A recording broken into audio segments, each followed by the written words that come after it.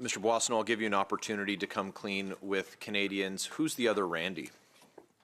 Mr. Chair, could you have the member please clarify his question?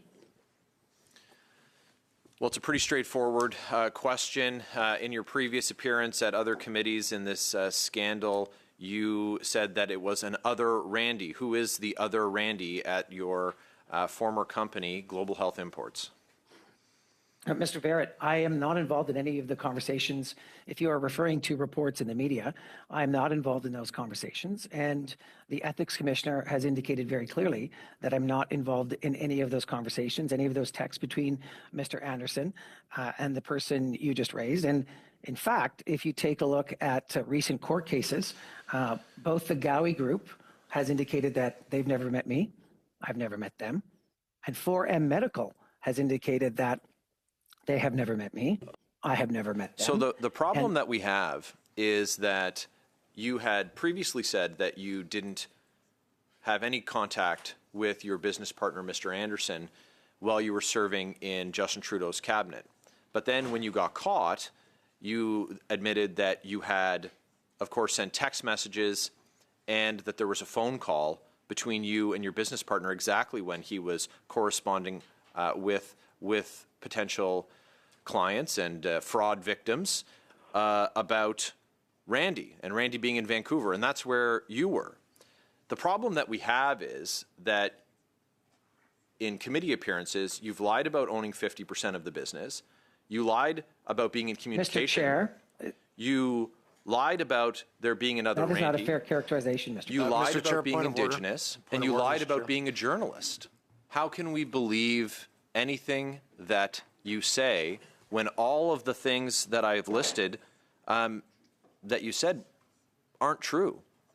When you said you were Indigenous, you said you were a journalist, you said you weren't in contact with your business partner, you said that the company wasn't getting any federal contracts. All of those things aren't true. You said one thing, and the exact opposite is true. Now, your Liberal colleagues want to put flowery language around that. If you say something that's not true, we all know what that is. Why should we believe you? How can we believe you today?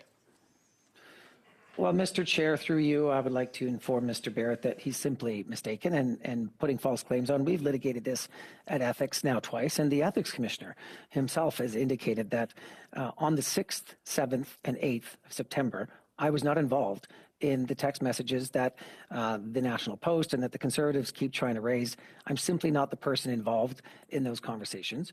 There was a text exchange between me and Mr. Anderson regarding a Purelator account that needed to be settled, and I was very clear about that at Ethics. There was no communication between us in the following days. Mr. Seems to change. Your story always seems to change. Mr. Barrett, once you no, sir, it's my time. You said you were a journalist. Are you? Mr. Barrett, I was a regular reporter for the Francophone news outlet, CBC Radio Canada. Yep, I was a member of the Canadian Media. And that was equal time, and that's not what CBC has said. You said you were Indigenous to get federal contracts disenfranchising Indigenous peoples. Are you? Mr. Chair, that is simply false. That's not true. I've never claimed Indigenous status, and I've never applied for an Indigenous contract. Full stop. Well, we know that that's also not true because the company that you own 50% of, Mr. Boissonneau, did exactly that. Your company, GHI, is under investigation for fraud and being investigated by the police. Is that correct?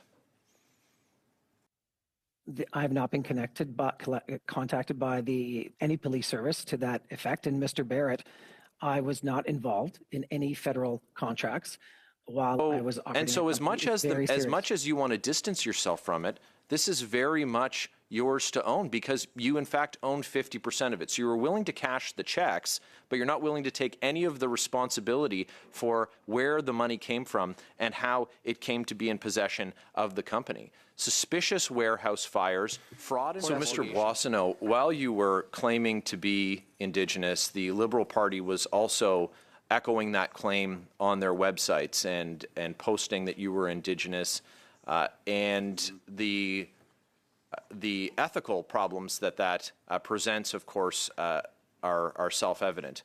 But I'd like to know from you if you're aware how much money the Liberal Party of Canada fundraised off of your false claim and their false claim that you were Indigenous when that was simply false?